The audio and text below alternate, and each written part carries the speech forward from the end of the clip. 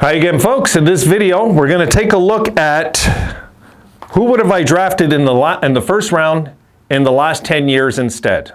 Coming up. All right, shout out goes to Jake Hurto. He's the one that asked me to do this video. And I am going to get my computer ready. We're going to start our way from 2011 to 2020, and we're not going to do 2021 because Owen Power, we had the first pick. We took Owen Power, so that doesn't count. It's way too soon anyway. Even the 2020 is kind of soon, but we'll do it for fun. Now, I'm going to show you a clip. There's going to be 10 of them, guys. 10 of the same. Keep your eyes open so you don't think it's the same clip. All right, here we go for 2011 entry draft. And there you see Buffalo, number 16 with Joel Armia. And for me, it has to be below, for the record. We can't go above. I mean, these guys were picked already. So it has to be below, obviously. So the pickings are slim. But the one that stands out for me is number 26, Phillip Danault. Yeah, if I would have had a choice out of all those players beneath, I would have took Phillip Danault. There is some not bad names there. I mean, Rackle has had a very good career for a guy that was picked so low in the first round. If you look, there's only a handful of guys in the first round that scored more than him. But for me, Phillip Danault. Yeah, it's pretty obvious for me, that one. Danault's an awesome defensive forward. He's awesome. A little expensive now. All right, 2012. Here we go. There you see it again. And there we are, number 12 and 14, when we were all excited about getting these forwards, you might recall. And between them, there's not even 100 goals scored. But Girgensons, I won't complain too much this year about him. But 14th pick, if we could do that all over again, I would. Okay, so Grigorenko. I'm going to do both. Who would have I taken instead? Tom Wilson. Yep, Tom Wilson at number 16. I would have took Tom Wilson for Grigorenko. Okay, and for Girgensons, without a doubt, number 19, Vasilevsky. A pretty good draft, looking at it. Yeah, not bad. I mean, it was the top that didn't do so good, but there was some good players in there. That's why I say there's never any bad drafts. You know, there's not. You can find good in every draft. You just have to draft properly. Number 3 out of the 10. Here we go. 2013.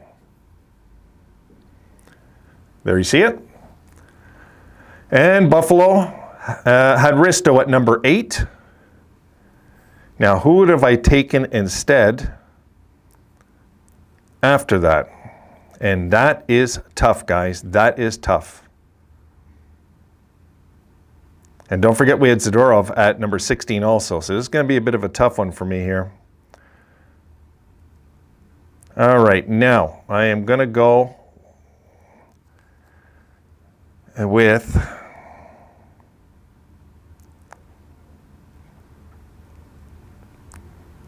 you know what? I honestly, I would have stuck.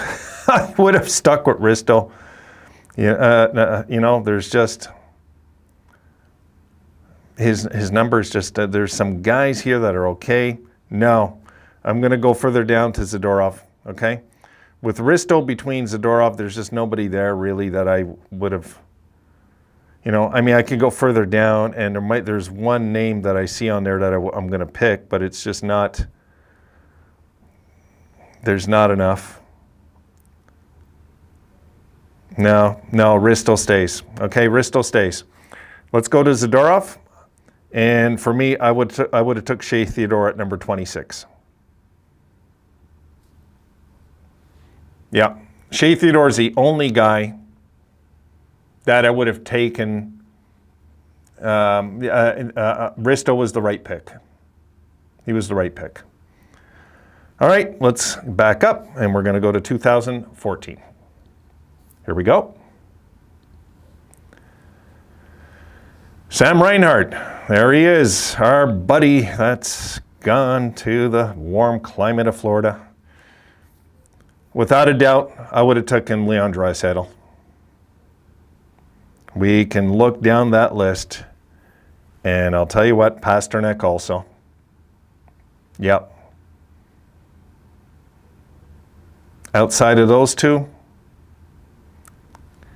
even Ehlers we can make a case for, but no, I would have went with with Draisaitl is the easy call.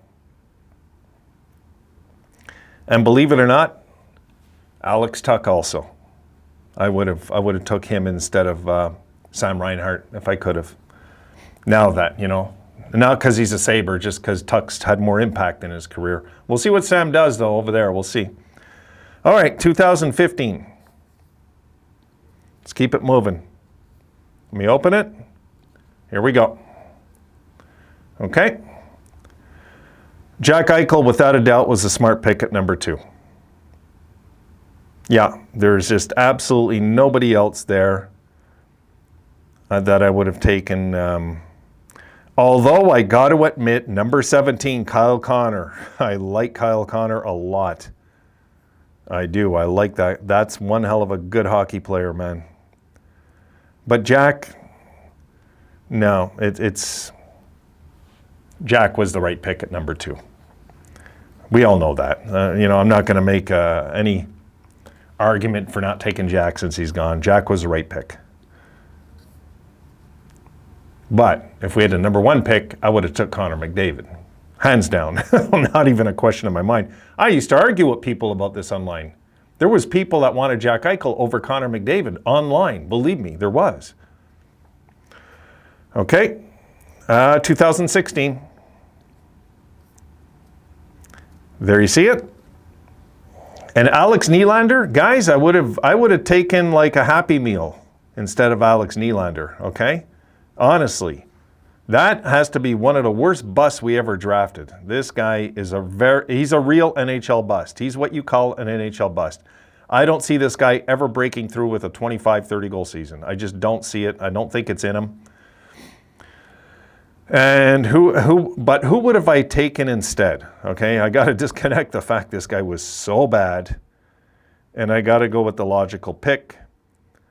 And obviously Tage Thompson down there. You see Jake Bean. And those are just in different color because sometimes they do searches on these guys for God knows what reasons, and they stay in red after or purple. I would have took Charlie McAvoy. But who was the guy I would have took the most after Nylander? You know what? Sergachev. Probably Sergachev. What he became. Yeah. Sergachev is pretty awesome, guys. It's a tough one. Jake Bean's good. Tage Thompson, of course, is good. There's a few. God, there's a bunch, actually, that I think are doing okay. But Sergachev, there you go. And he got drafted right after Nylander. We could have had Sergachev. Oh, God. Okay, let me get out of here. That's a frustrating draft looking back at it. We got 4 left. 2017 coming up. There you see it. Number 8, Casey Middlestat. The only one we can make an argument for, the only one, really, and there's a few, I know there's a few, okay? Damn, maybe Nick Suzuki. But with his contract now, I wouldn't go near Nick Suzuki. No, he's getting so overpaid starting next year. Guy's making $8 million starting next year. Look at his career goals, guys, 35. And this guy's going to be making $8 million. Unbelievable.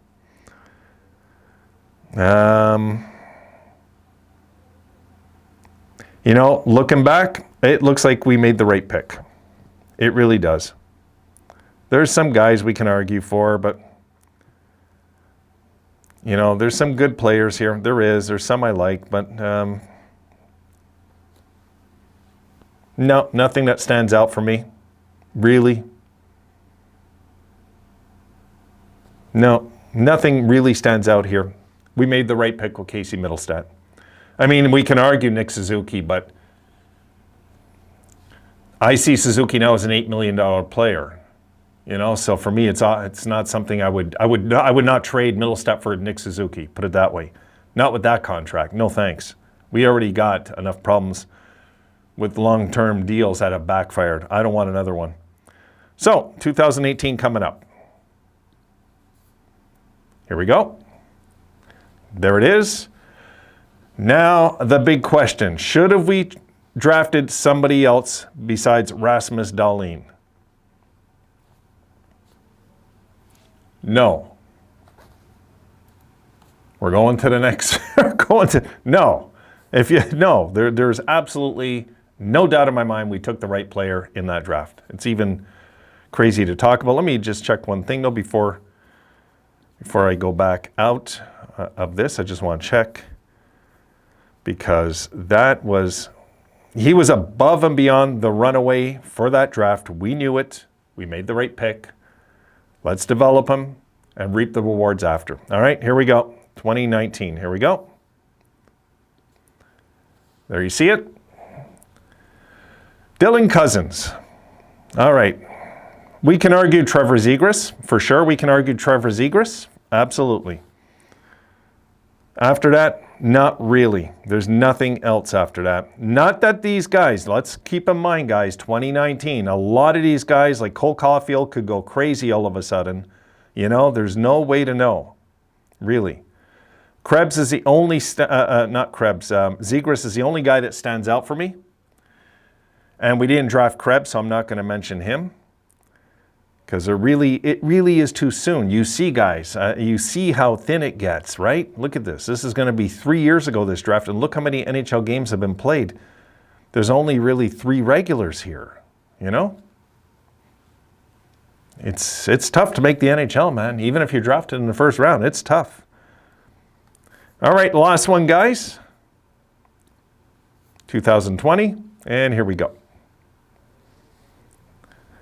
And Jack Quinn, number 8. Did we make the right pick over Rossi and Perfetti now? I ask you guys, did we make the right pick? Because you've seen the drama all over the channels when Buffalo drafted Jack Quinn. I, for the record, wanted Jack Quinn, and I, for record, believe, there's no doubt in my mind, that was the right pick. Perfetti and Rossi, we'll have to see what they do. And there's other guys there, I get it, but it's like, God, it's so long, it's so soon ago. You know what I mean? We can't look at that now and say, hey, we gotta do something about this. We made a mistake. No. Sometimes you just gotta give things time. If anything, I've seen with the Sabres fans, very impatient, guys. Gotta be more patient. We do. We gotta be patient with Dahlin. We've got to be patient with Cousins. If you're not patient with the young guys, you don't get how a team's built. A team is built through patience, trial, and error. Patience, trial, and error, patience, trial, and error. Then all of a sudden you have a stud. Takes about 5-6 years, but it does happen. And once he's there for good. Do you guys remember? I'll give Fleury as an example. Fleury, who won a Stanley Cup and still got criticized like hell all over the internet. And then Fleury, what happened? He hit his 30s. And he's become this dominant goalie in the NHL since. He's hit his 30s. His 30s, not his 20s. Forget his 20s. His 20s, he kind of sucked compared to his 30s. Let's not forget the big picture here. When it comes to drafting, we got to be patient. We got to let the kids grow. We don't have a choice. If you don't like it, I don't know. I don't know what to tell you. It's the wrong sport to follow then. Hockey especially is not like football, where guys just come in from the draft and they have an immediate impact. It's not always like that. Especially in hockey, you only get so much playing time, and you got to make the most of it, and you got to go through a lot of crap to get that chance, just that chance.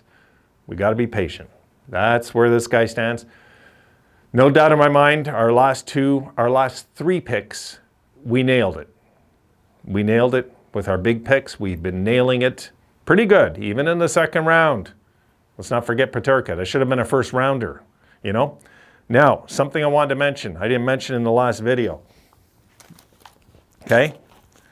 That video I just did, okay, with the lineups. I forgot, so I'm going to mention it in this one. For you, those of you that stuck around this long, well, you're getting a bonus, I guess. But this, I found this very, very interesting, all right? Now, this lineup I came up with for next year, just for the record, okay, of which I forgot to mark like a moron. Now, the 23 players that I slapped together, 1 undrafted player, 1 6th rounder, 1 4th rounder, 2 3rd rounders, 4 2nd rounders, and 14 1st rounders on that roster. So anybody that has anything bad to say about it, you don't like 1st rounders. There you go. There you go. All right, guys, that's it, man. I'm done. I'm spent. These 2 videos are going to take me forever to get up there, and I want to jump on the Discord. And by the time I get everything uploaded, that's the only time I can get into the Discord because my computer freezes when it's uploading all the movies. It just does. I don't have enough bandwidth with these guys I'm with, so I'm trying to fix this with them, but they don't have an upgrade available. It's nuts. See you in the next one, guys.